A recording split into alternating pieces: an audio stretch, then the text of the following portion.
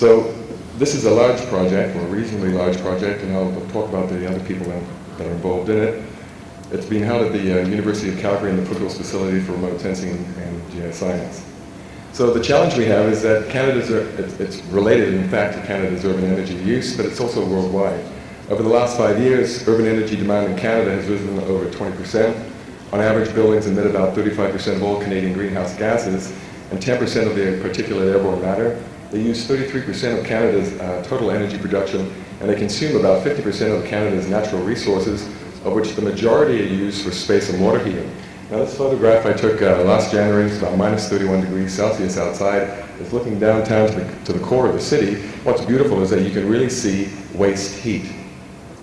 Waste heat is invisible typically, but when it's minus 30 something outside, anything warmer shows up as a plume. So you can see massive amounts of plumes that are coming out of the exhaust vents, but there is also waste heat leaving in multiple different places throughout the system that we can't see with the visible eye usually.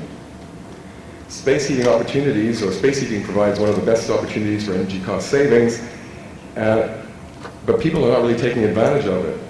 Now, what the city of Calgary would like to be able to do is, they'd like to be able to say, hey, we need to reduce our greenhouse gases, partially because Calgary is one of the highest ecological footprints in the world. We utilize a massive amount of resources just to keep warm every year. If the rest of the world was to use the same number of resources that we use as far as an ecological footprint is concerned, we'd need to have 7 to 8 other new planets for everybody to be able to have access to them, because we use such vast amounts. So as part of the Climate Change Accord from 2009, the Calgary Greenhouse Gas Community Reduction Plan, and the city has a new sustainability direction. They're seeking plans to be able to implement and strategies to reduce greenhouse gas emissions to promote low carbon living. And these need to be cost effective, they need to be actionable, they need to have a wide audience, you need to be able to do something about them, and it needs to be relatively simple. But there are obstacles to be able to do all of this. The most cited obstacle is simply a lack of interest. Who wants to do something about something that you really can't see? Darby in 2006 has shown that meaningful user feedback enhances energy efficiency, significantly reducing energy consumption and greenhouse gases. But what the heck is meaningful? Meaningful objects. Meaningful is not trivial. And how can you measure something that you cannot see? How can you measure energy efficiency? You can measure the use of energy. How do you measure greenhouse gases? Well, there are a number of ways to be able to do it, but can every individual citizen do it? So in essence, these are the kind of questions we're interested in answering. What does energy efficiency look like? Where is energy efficiency located? How can a homeowner know that their home is energy efficient? Not the energy saving devices within it, but their home, their house object. And how can municipalities know if their communities are energy efficient? So in an effort to try to solve this, we've developed the HEAT project. HEAT is the Home Energy Assessment Technologies project. And the HEAT project is a free GeoWeb decision support service. It's designed to help residents improve their home energy efficiency, save their money, and reduce their greenhouse gas emissions by visualizing the amount and location of waste heat that's leaving their homes and communities as easily as clicking on the house in Google Maps.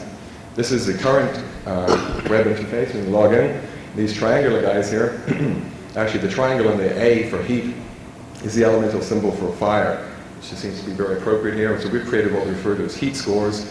Heat scores are a way for individual homeowners to be able to evaluate how good they're doing very simply in relation to other people in their community. It's ranked from 0 to 100.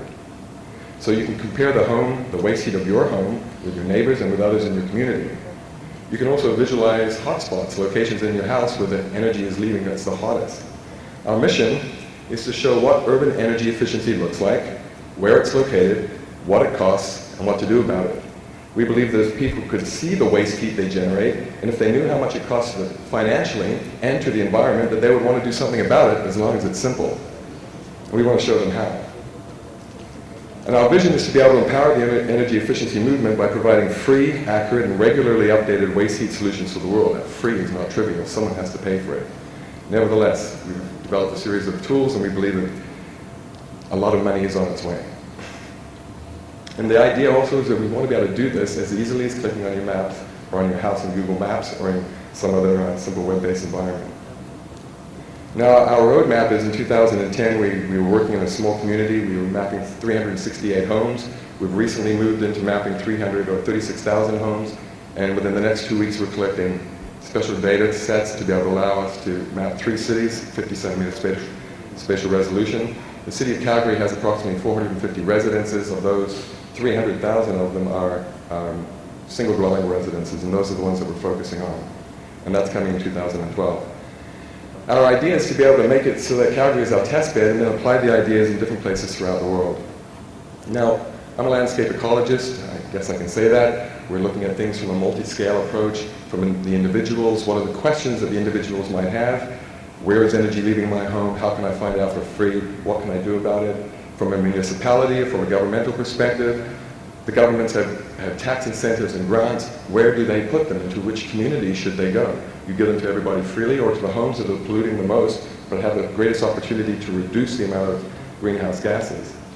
When you implement these plans and somebody fixes up their home to reduce the amount of greenhouse gases, how do you monitor to make sure that it's really happening, that in fact there is less heat leaving?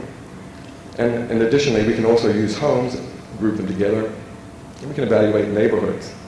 From a planetary perspective, well, it means that if everyone was doing this, we would cut greenhouse gases, reduce energy efficiency, or reduce ecological footprints, save money globally, and there would be a variety of different types of work and employment that could come from it. This gentleman on the bottom, your right-hand side, David Suzuki in Canada, he's kind of an eco-hero, and he's promoting at the moment the simple ability that if you changed old incandescent light bulbs to CFC bulbs, or to other sort of bulbs, you're significantly reducing the amount of carbon dioxide, and you're significantly reducing the amount of energy that's being used. What if you didn't just do that for a light bulb, but you reduce the energy that's leaving your entire home? The savings could be potentially very high. So to do this, we're relying primarily on a data set that's referred to as TABI. It's a thermal airborne broadband imager. This is a new system. It's called the TABI 1800. It has a 1800 pixel footprint. It can collect up to 175 kilometers squared of data at a 1 meter spatial resolution. The city of Calgary is about 25 kilometers by 35 kilometers. The entire city of Calgary can be collected at a 1 meter spatial resolution in 4.5 hours, given good weather conditions. It has a thermal resolution of about 5/100ths of a degree Celsius, so it's very, we can see a lot of interesting stuff. And in this image, in the bottom left, this is actually a zoomed out view. The white areas represent roads and cul-de-sacs. When you zoom in, you get to the top image. The white long areas represent the roads. The roads are warm. The dark areas are cooler. And if you zoom in from this house in here, you can barely see it here, but this is a driveway with 2 vehicles in the garage. This is your house. This is the back door. And you'll notice that there are sort of light plumes around the side of the house. This is actually a tree with a wind shadow. But there's a significant amount of energy that's leaving different portions of the home. We're only interested in very small portions of them. We also have a GIS city layer, but it took me 3.5 years and numerous documents to get data from the city. So our objective is to be able to use GEOBIA technologies to be able to define house objects, thermal objects that have meaning to us.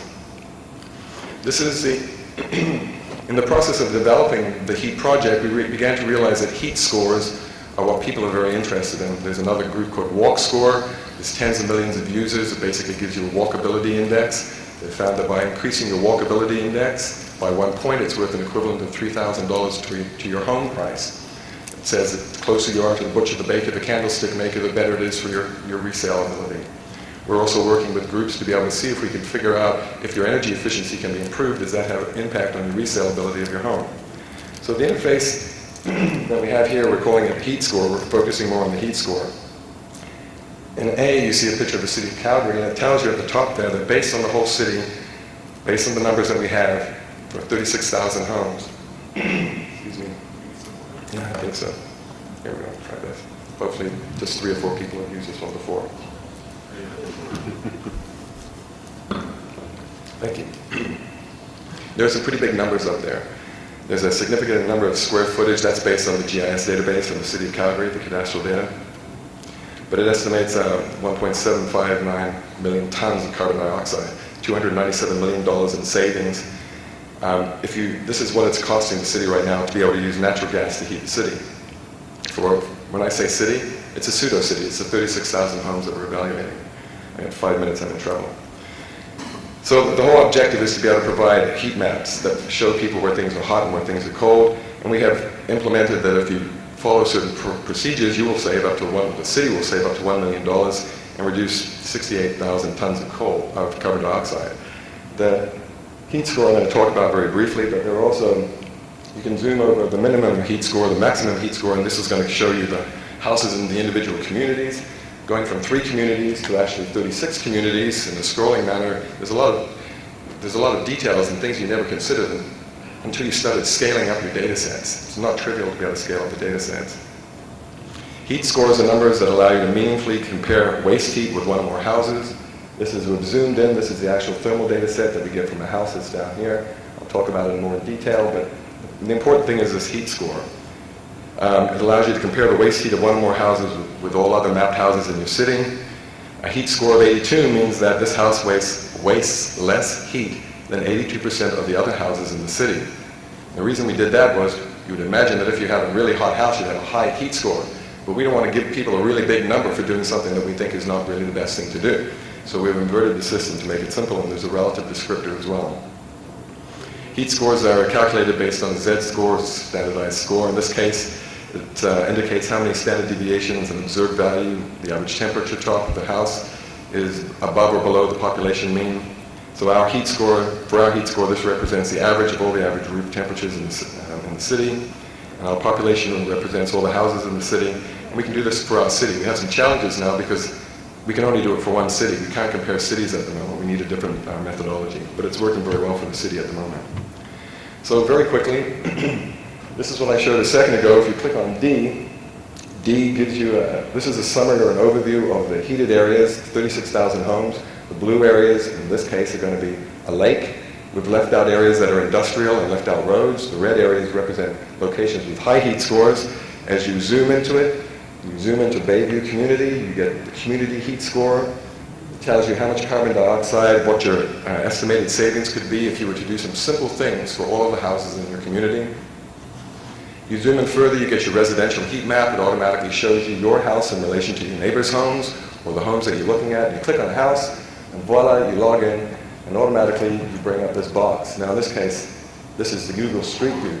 But what we have here is the heat score for your home, the ability to see as you mouse over this what the roof temperature or the average roof temperature will be. We show 6 hot spots. We show them 3 at a time from the center of the house, 3 at a time around the edge of the house. And as you click on this, it tells you what the number is, and these guys move and rotate. And if you look at those and you click over here, you're going to be able to have interior or exterior hotspots around the edges of the home. If you click on the little guy down here, you end up getting the street view for this location. And in this case, you'll be able to see that the hottest place is right here, which just so happens to be right where this garage has been converted into grandma's bedroom. So as a builder, if you were building this home, you wouldn't want to see a lot of heat escaping from that. And if you just paid to have this fixed, you wouldn't want to see a lot of heat at that location either. And what we do is we say that if we know the square footage of this home, and if we don't have that information, we have the VGI in process so that people can tell us what their estimated square footage is. And we estimate how much it would cost to heat your home using natural gas, electricity from coal, from renewables, from oil, it could be from nuclear, it would be geographically located and relevant to you. How much it would cost to heat your home per day based on the square footage, and what would be the carbon dioxide footprint that you would be generating. We also have the savings model. If you click up here, you click on savings, and the idea is we show over a year how much energy you could save if you were to reduce the waste heat in your home, not from the maximum temperature down to 0, but from the maximum temperature that we see on the roof of your home to the minimum temperature that we see in your home. This number already exists. Something is going right there. So in this case, you'd go from a maximum of 7.9 degrees Celsius just down to 6.6 degrees Celsius using natural gas. If you were to do that, it would have a maximum cost would be $1,300. Your savings would be $200 and a reduction of 1.8 tons of CO2. If you change this from natural gas to something else, then it becomes a different measure. So this is a simple tool to be able to show people what could happen. Now, at the time of acquisition, the data set, the ambient air temperature was actually 0. So if you were to bring your home from 7.9 degrees down to 0, the ambient air temperature, well then your savings would be significantly more. But there's a whole lot of things you're going to have to do that. So we're linked with builders, some of Canada's best net zero builders, to have them help us to provide what we need to be able to do to time this up. So it's been said that the great killer app of energy use is letting people know how they're doing relative to others. Comparison will change behaviors very quickly because nobody wants to be the outlying energy hog. We believe that this is what we're doing. We're allowing people to see what they're doing and how their neighbors are also doing. There's a number of things that we want to do next. We're using the Tabby 1800 data set. We've got my home is hooked up to a system called the E-Monitor. I have 24 circuits in my house giving me 24/7 information on when the fridge is being opened and all the goodies there. We want to be able to evaluate actually how much energy is leaving the individual homes. So we've just built a UAV and we've got 2 thermal cameras that we're evaluating to see where the energy is actually linking, and then evaluate the thermal data set that we get from the Tabby imagery with the same location that we're getting from this high-resolution UAV. So it goes from 1 meter down to about 5 centimeters and see what the comparisons are, and how we can actually calibrate the Tabby data sets, and be able to go into the home to be able to use an energy gun to be able to, a thermal gun to find more information. We're developing heat scores, carbon scores, and water scores. I have no idea how much water is required to generate energy. It's massive. So if people know how much energy they're using, but they're also made aware of how much water is required, then there will be opportunities for them to change to alternative energy sources that use less resources. Our ideal perspective is to be able to make it so that you come to the HEAT website and we give you a choice of numerous energy or service providers, green service providers. You need windows or doors, you need a heating and ventilation air conditioning system, you want solar, green roofs. I have one of Canada's first green roof, certified green roof experts. We're developing 3 green roofs at the moment. We want to be able to say, your home's not that great, here are some opportunities to improve it, this is the price range, here's your return on budget, or return on investment. One of the options may be getting a green roof. Green roofs have great thermal capabilities, stormwater runoff, all sorts of goodies, but they have a higher cost initial setup. So we want to be able to have the information to be able to provide this to people. The city has geothermal that has green, it has solar. We have a very windy city. We want to be able to make it so that your home is built with better construction materials, and in worst case scenario where you really don't, well, you give a darn, but you're not really going to make a difference and you're really rich, you can provide us with an opportunity to take your carbon offset purchases. So in conclusion, the HEAT project is a free GeoWeb mapping service. It's designed to help residents improve their home energy efficiency, save their money, reduce their greenhouse gases, and all of this by visualizing the amount and location of waste heat leaving their homes and communities as simple as clicking on their house in Google Maps. Our objective or our mission is to show what urban energy looks like, where it's located, what it costs, and what to do about it. We believe that if people could see the waste heat they generate, if they knew how much it costs, that they would want to take some action. We want to show them how to do it. So our vision is to be able to make this available for people throughout the world, to have competitions between communities, between cities throughout the world. There's a whole group of people that have helped to develop this, and if you're interested in further readings, there was a cover issue on March just in the GIM. We have a couple of papers in remote sensing of environment. The paper that we published in 2011 it's been viewed about 2,500 times and downloaded, I think, 500 or 600 times. So people are really interested in this. And you're also welcome to go online and view our demo. At the moment, we only have the 30 or 368 houses up, but soon we'll have the 40,000 homes, 36,000 homes, and we already have the cadastral data for the 450,000. So thank you. Apologize for being over. Thank you.